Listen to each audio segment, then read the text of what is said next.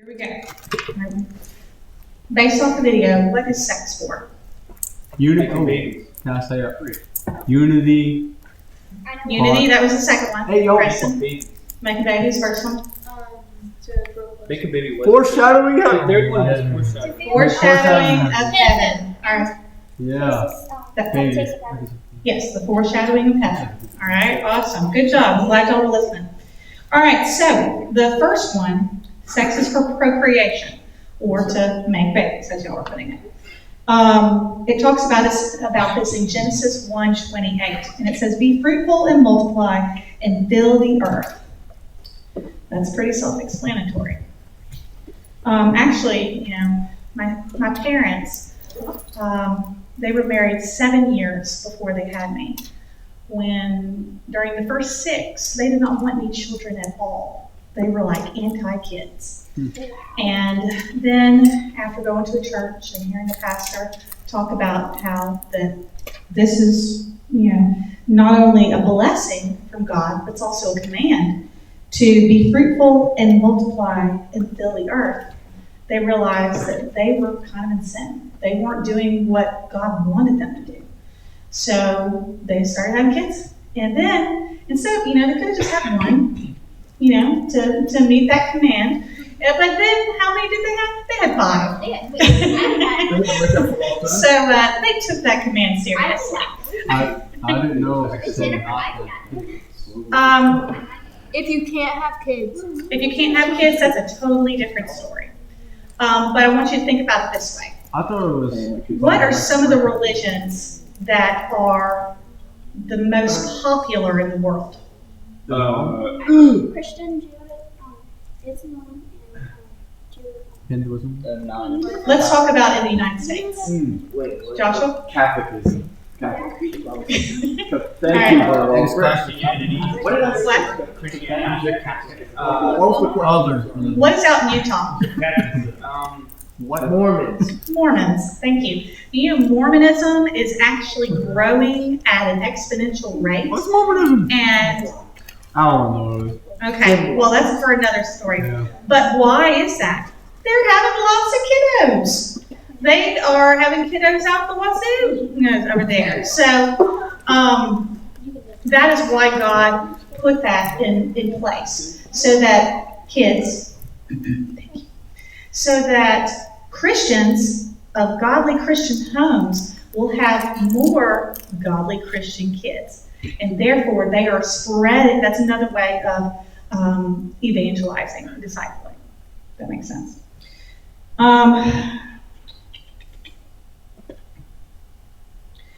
The next one was sex brings unity. You can see this in Genesis 2:24. And actually this verse I thought was very interesting.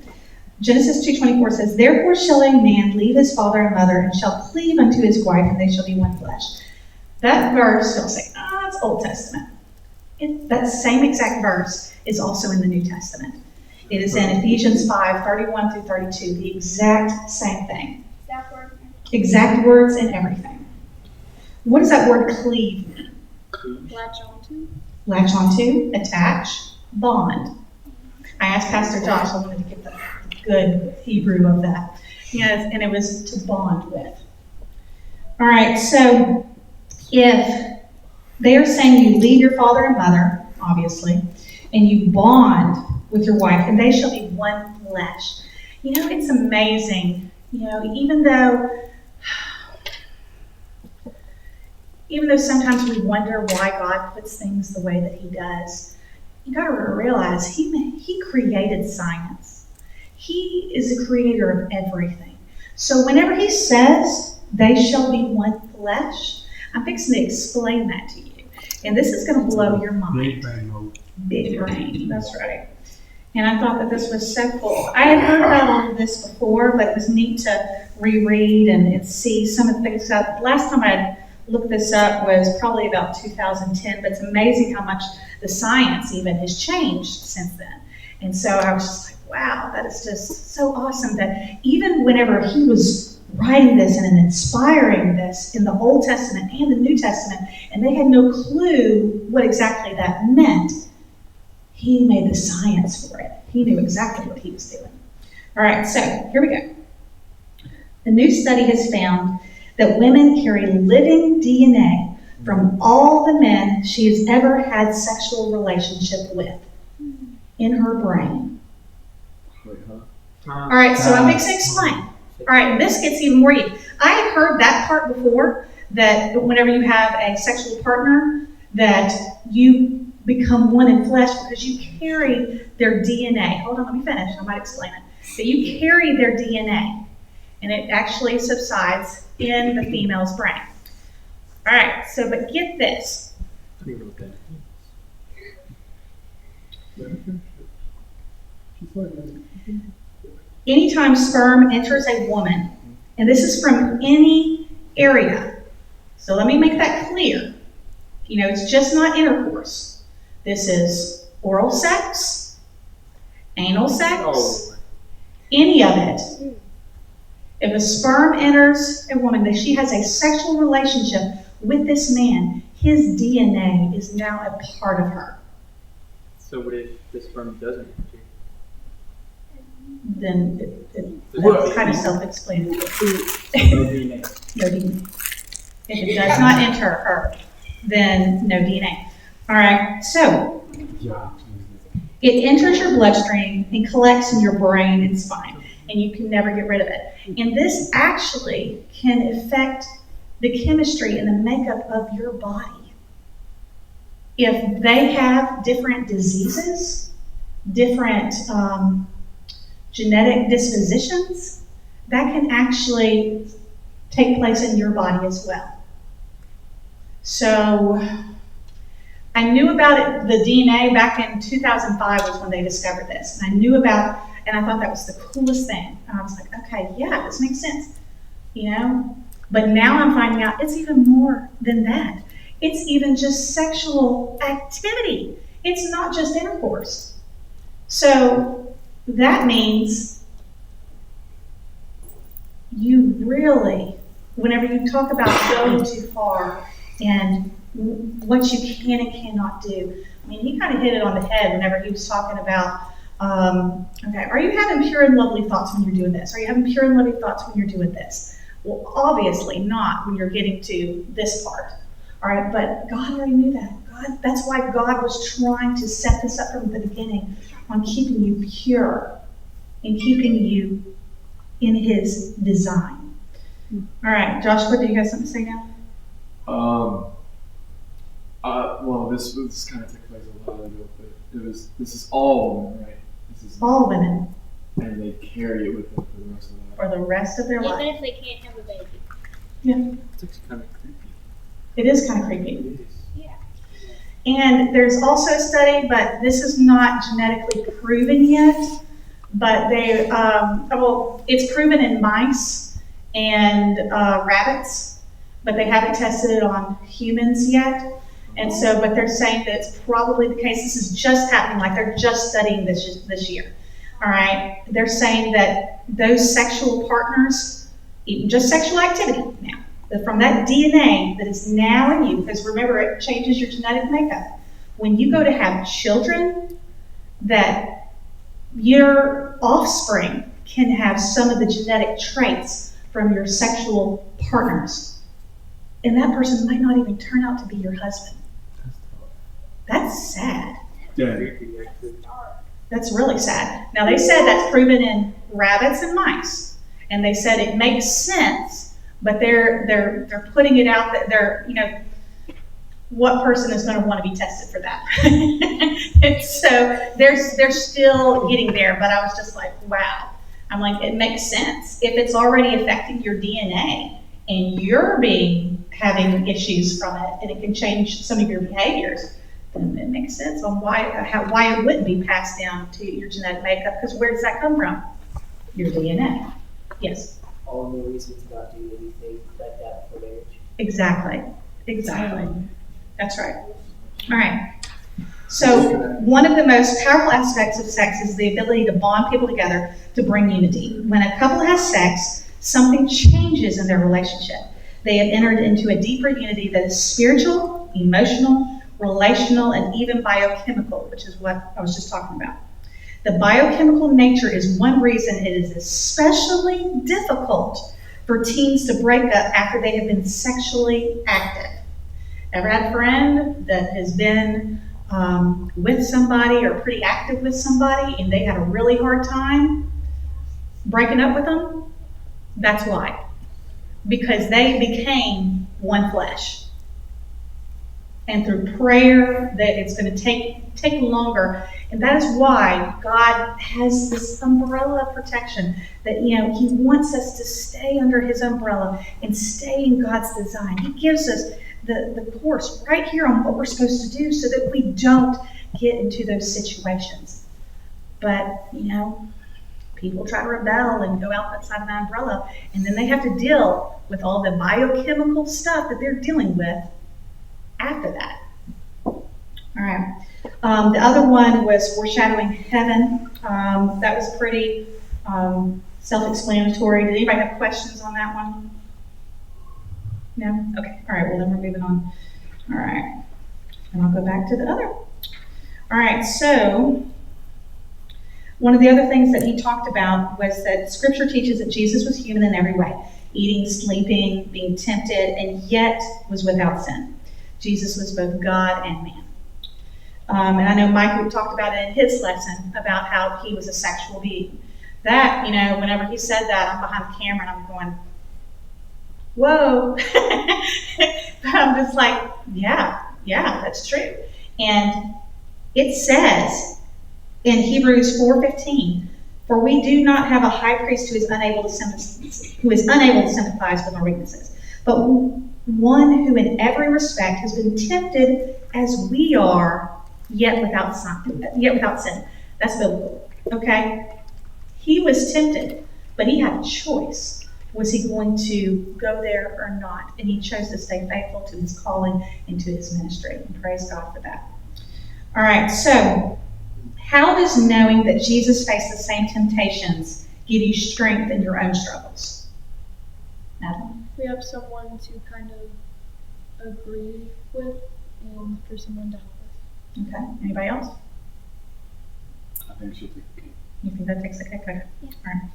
All right. When he became a human being, Jesus came to understand our struggles and can help us through them. While on earth, Jesus experienced temptation, including sexual temptation, but he endured without sinning. God understands the depths of our temptations and promises to sustain us through them if we humbly ask him for help and rely on his grace. That's the kicker. If we humbly ask him for his help. There's a lot of times we don't do that. We'll get into a situation and we try to take charge on our own when God's sitting right there with us in the midst of it. He always gives us a way out. Always. Even though Jesus was not sexually active, he did experience the world as a sex human being. Sexuality refers to how we uniquely understand and experience the world as males and females. All right, so what does this teach us about the role gender plays in God's design for humanity? Anybody know? Say it again. What does this teach us about the role gender plays in God's design for humanity? That there shouldn't be gay. There should, Sorry, better word. there should not be women that want to be men. Yeah. That want to be women. Okay. Could have worded it better, but never mind. Got to the point right away. Okay, I appreciate that. Okay.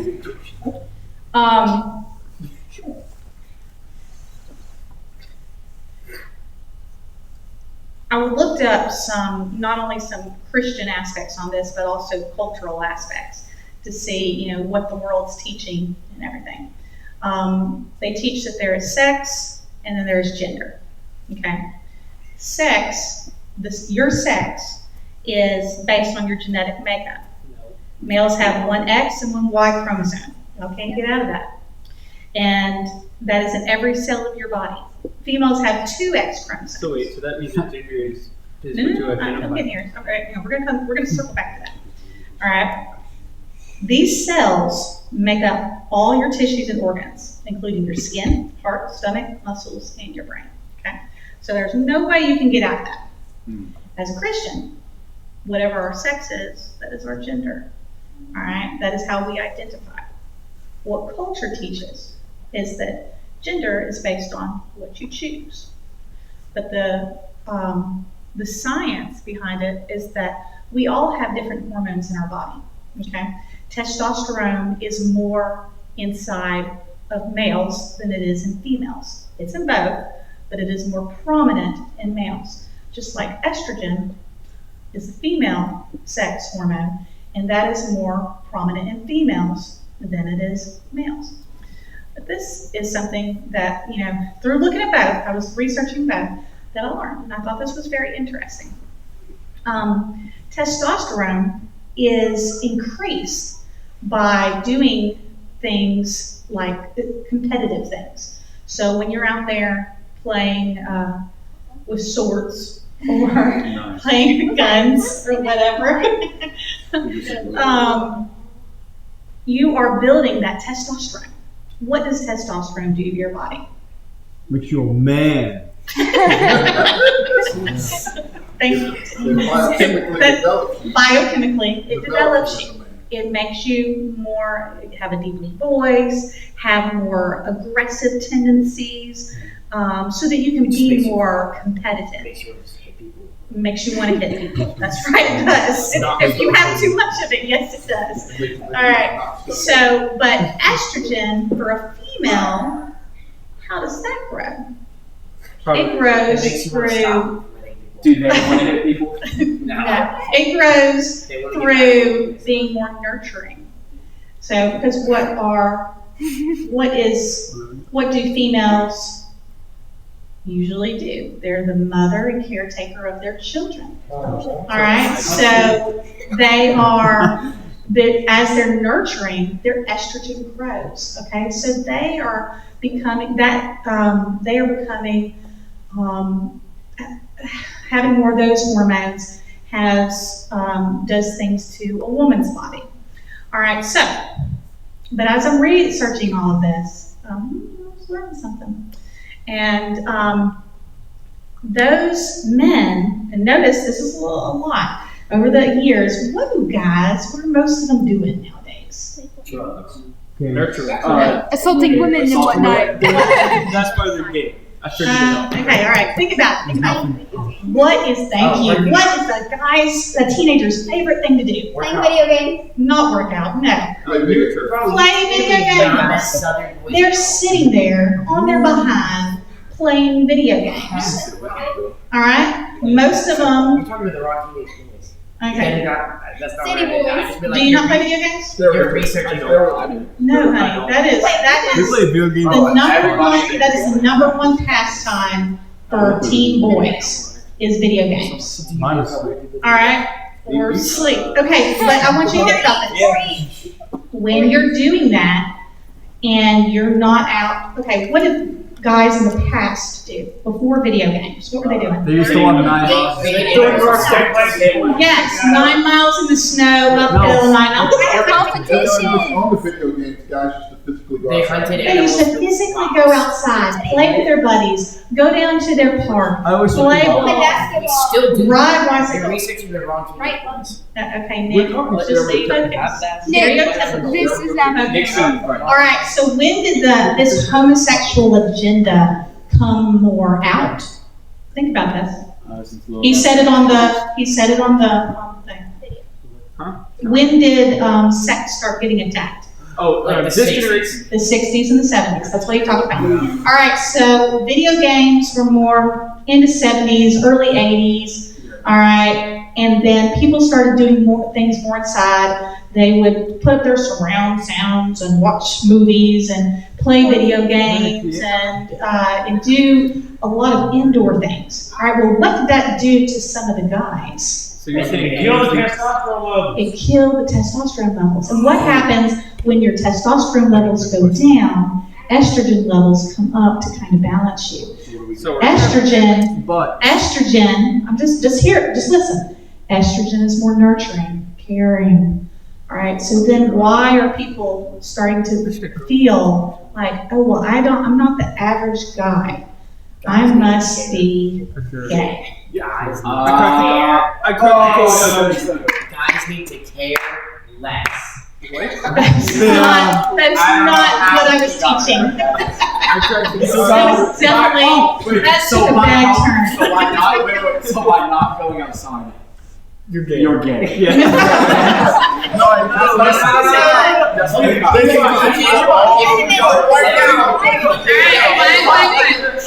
If a woman goes outside, she Listen, boys, listen. All right. Yeah, jump in there. No, Mr. Burrow. All right. Hold up. You have a question? Real question, it's not a joke. Yes. So if that's the case, if women go outside, they're lesbian. No. What? I'm just telling you, for the cultural norms, what has transpired over the years. Listen. That is the reason they're I've lesbian. seen some big, strong women in my life. Okay. Now, there's women that are I'm very competitive. Yeah. Very competitive. Yeah. All right, so, Guys, listen. all right, Darius, I have a listen up. Attack everything, okay? To break it down, what she's saying. Generations ago. Men were stronger There was by nine miles nature. in school. Yes. Because they spend a lot of time going outside, making physical contact, doing all these manly things. Now, if you look at a lot of the video games that men play, they're still aggressive video games, but it's only a mental introduction to what men used to physically do. Right. We are in a generation now, stereotypically speaking, where most guys spend most of their time indoors. Instead of going outside, making physical contact with their friends, doing a lot of aggressive things. Even when guys do aggressive things outside, their fallback when they get home is to jump down. Is the first thing they want to do is get on a video. Yeah. And it takes So even though some men are still making that kind of physical contact, they're still very active in sports and things of this nature. They're still going home and they're balancing out that testosterone level with estrogen by sitting around and just doing simple things. Guess what? Yeah. I'm just explaining. So what has happened is, as he explained, the generations have shifted. So now we don't have as strong a generation of men Yes. as we used to have, who were just brute force men. Men used to have to get taught what it meant to nurture. Yeah. How to be kinder, how to be softer, how not to always blast people when they get into situations, how always not to want to fight.